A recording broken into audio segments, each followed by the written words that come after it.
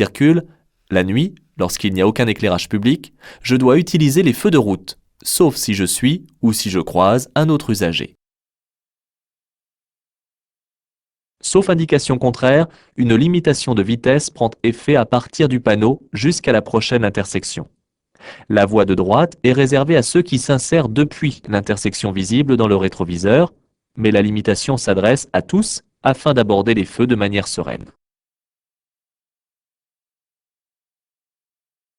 Je risque une perte de 2 points sur mon permis de conduire si j'utilise mon téléphone portable alors que je conduis. Si j'utilise un kit main libre, je risque tout de même une amende. En effet, je ne peux pas me tenir prêt à utiliser toutes les commandes du véhicule. Attention, en cas d'accident corporel ou mortel, ma responsabilité sera engagée si j'utilisais un kit main libre. Des recherches seront effectuées auprès de mon opérateur téléphonique. Je peux aussi éventuellement être sanctionné quand je circule avec la radio à plein volume pour tapage diurne ou nocturne. Ce panneau carré à fond bleu m'informe que je circule dans une rue à sens unique. Il ne faut pas le confondre avec le panneau rond à fond bleu qui oblige les usagers à continuer tout droit. Sauf indication contraire, je pourrai tourner à droite ou à gauche à la prochaine intersection. Le piéton à ma droite n'est pas encore engagé sur la chaussée et ne manifeste pas son intention de traverser dans l'immédiat. Je peux donc passer. Cependant, je dois ralentir et surveiller son comportement. En effet, il pourrait tout de même traverser alors que je circule. De plus, le motard devant moi risque peut-être de faire un écart vers la gauche en croyant que le piéton traverse. Je ne peux pas circuler avec les feux de position seuls car ceux-ci sont interdits hors agglomération. Je ne peux pas non plus utiliser les feux de route car ils doivent être allumés la nuit uniquement quand la chaussée est dépourvue d'éclairage. J'utilise donc mes feux de croisement ainsi que mes feux arrière de brouillard. Si mon véhicule est équipé de feux avant de brouillard, je peux également les utiliser, soit en remplacement, soit en complément des feux de croisement. En marche normale, quand je ne suis pas en train d'effectuer un dépassement, je dois circuler dans la voie la plus à droite. Que j'aille à Antony ou à Évry, je suis donc mal positionné sur la chaussée. Enfin, la sortie qui me permet d'aller à Évry se situe à 300 mètres. En circulant à 70 km/h, il me faut moins de 15 secondes pour l'atteindre. Si je souhaite donc m'y rendre, je dois sans tarder me placer sur la voie de droite après avoir contrôlé mon angle mort. La ligne continue interdit le dépassement de tous les véhicules. Le poids lourd est arrêté et a allumé ses feux de détresse. C'est un obstacle à ma progression. Si je reste derrière lui, je bloquerai les usagers qui me suivent. Je peux donc le dépasser, mais je dois être très prudent lorsque je me place sur la voie de gauche, car des véhicules pourraient arriver en sens inverse. Ce marquage jaune en forme de zigzag est un arrêt réservé aux autobus. L'arrêt et le stationnement sur ces emplacements sont considérés comme gênants, donc interdits. Je ne peux donc pas m'arrêter pour déposer un passager et encore moins stationner un court instant. En cas de non-respect de cette règle, je risque une amende. Ce panneau de prescription interdit aux véhicules de plus de 3,5 tonnes de circuler sur la voie de gauche. Par conséquent, il ne me concerne pas si je circule en camionnette. En ce qui concerne les caravanes, la réglementation générale précise que lorsqu'une route comporte 3 voies ou plus, comme ici, il est également interdit aux conducteurs d'ensemble de véhicules, dont la longueur excède 7 mètres, d'emprunter la voie la plus à gauche. Les piétons ne sont pas engagés sur le passage piéton et semblent observer la circulation avant de traverser. Je peux donc passer. Je ralentis cependant car, même s'il est tenu en laisse, le chien pourrait tirer et aller sur la route.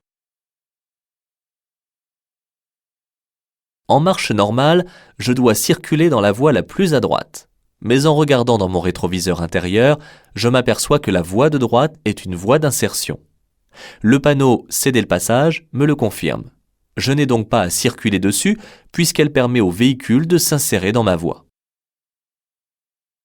Lorsqu'il n'y a aucune signalisation relative à la priorité de passage, il faut appliquer d'office la règle de la priorité à droite. Je ne vois pas ici de ligne d'effet d'un stop ni d'un céder le passage. Je dois donc m'arrêter et laisser passer le véhicule bleu avant de continuer. Ces panneaux de direction indiquent les différentes agglomérations qu'il est possible de rejoindre en prenant la départementale numéro 918. Je peux me rendre à Saint-Jean-de-Luz et à La Rune en suivant la route à gauche. Cette commande permet d'actionner les différents feux ainsi que le clignotant. Elle est située à gauche du volant. Pour allumer les feux de position, de croisement ou de route, je dois tourner la première bague et placer le symbole choisi en face du repère. Si je n'ai rien fait d'autre, quand ce symbole est placé au niveau du repère, ce sont alors les feux de croisement qui sont allumés. Si je veux actionner les feux de route, je dois tirer la manette vers moi et refaire cette manœuvre pour revenir en feu de croisement. Il est strictement interdit de chevaucher ou de franchir une ligne continue, sauf s'il y a un obstacle sur la chaussée. Si je ne respecte pas cette règle, je risque une forte amende ainsi qu'une suspension de mon permis de conduire. De plus, le franchissement d'une ligne continue donne également lieu à la réduction de 3 points du permis de conduire et le chevauchement à 1 point. Pour le moment, je reste donc derrière le cycliste. Je ne pourrai le dépasser que lorsque la signalisation me le permettra et que toutes les conditions de sécurité seront réunies. Je dois marquer un temps d'arrêt au niveau de la ligne d'effet du stop, qu'il y ait ou non des usagers circulant sur les autres routes. Si je ne respecte pas cette règle, je risque une forte amende, une perte de 4 points sur mon permis de conduire et non pas seulement 2, ainsi qu'une suspension de ce dernier. La prison est réservée pour les délits. Ce panneau indique que je suis prioritaire dans ce passage étroit. Le conducteur qui circule en sens inverse en est également informé par un autre panneau. Je passe donc avant lui. Le premier panneau rectangulaire indique que je quitte une zone où la vitesse était limitée à 30 km/h. Le second, quant à lui, indique qu'il sera interdit de s'arrêter et de stationner à partir du panneau, du côté où il est implanté, et, sauf indication contraire, jusqu'à la prochaine intersection. Ce panneau de prescription interdit l'accès de cette rue aux véhicules de plus de 7,5 tonnes. Je suis titulaire du permis B qui autorise la conduite des véhicules dont le PTAC ne dépasse pas 3,5 tonnes. Cette interdiction ne me concerne donc pas. Aussi, je pourrais continuer tout droit, que je conduise un véhicule de tourisme ou que je tracte une caravane. Le permis de conduire de la catégorie B autorise la conduite des véhicules affectés au transport de personnes ou de marchandises dont le PTAC ne dépasse pas 3,5 tonnes. Après 2 ans de permis B, je suis autorisé à conduire des tricycles et quadricycles lourds à moteur ainsi que des motocyclettes légères. Chaque appareil électrique est protégé par un fusible. Quand un fusible est défectueux, il faut le changer, mais pas avec n'importe lequel. En effet, il faut le remplacer par un fusible de même intensité ou de même couleur, car chaque ampérage est défini par une couleur. Si l'on ne respecte pas ce montage, l'appareil électrique correspondant pourrait être endommagé. La notice d'utilisation et d'entretien du véhicule est éditée à la seule intention du conducteur.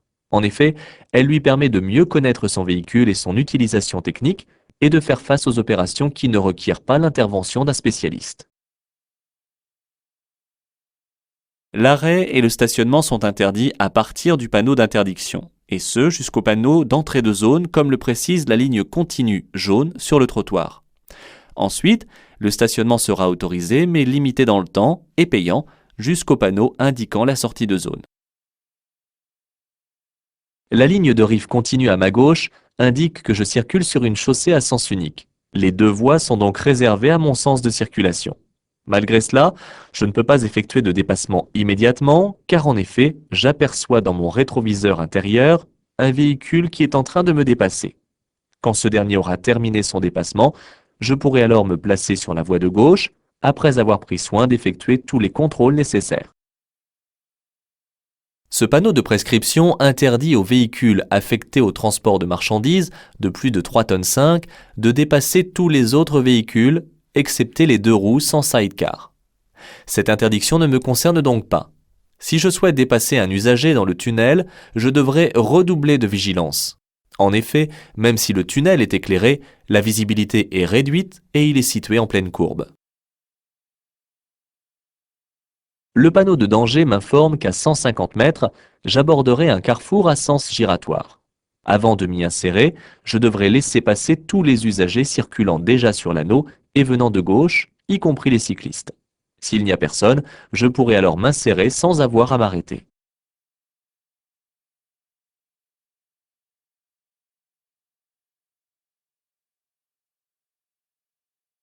Je suis obligé de céder le passage aux piétons engagés dans la traversée d'une chaussée, qu'ils soient ou non sur un passage piéton.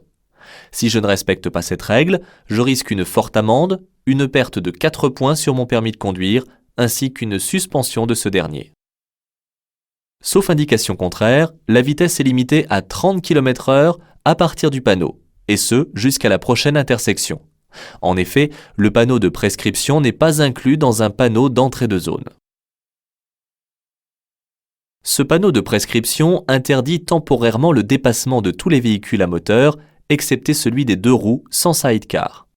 Dans cette situation, si je dépasse un véhicule autre qu'un 2 roues, un tracteur par exemple, je franchirai obligatoirement la ligne continue et je risquerai alors une forte amende, une perte de 3 points sur mon permis de conduire, ainsi qu'une suspension de ce dernier. Cette commande est une prise électrique qui permet de brancher des appareils de faible intensité comme un chargeur de téléphone portable, un éclairage d'appoint, un chauffe-biberon ou un aspirateur. Bien entendu, ces branchements sont à effectuer par le passager ou par le conducteur quand le véhicule est à l'arrêt. Ici, le stationnement est limité à 3 heures, comme indiqué sous les tarifs. Je ne peux donc pas stationner plus longtemps, même si je mets plus d'argent ou si je reprends un ticket. Si je ne respecte pas cette règle, en cas de contrôle, je risque une amende.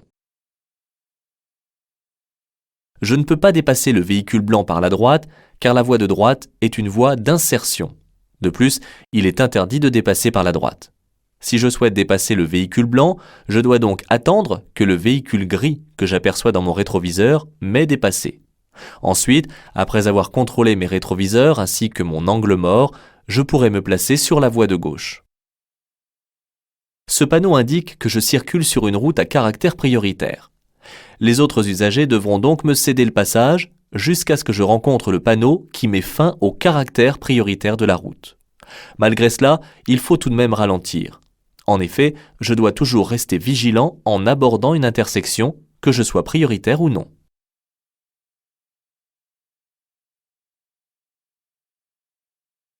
Le panneau de prescription indique que l'interdiction de stationner démarre à 400 mètres seulement. Je peux donc me garer dans le chemin sans issue, à la condition de ne pas masquer le panneau si j'ai un véhicule haut. Dans les lieux dits et hors agglomération plus généralement, l'usage de l'avertisseur sonore n'est autorisé que pour donner les avertissements nécessaires aux autres usagers.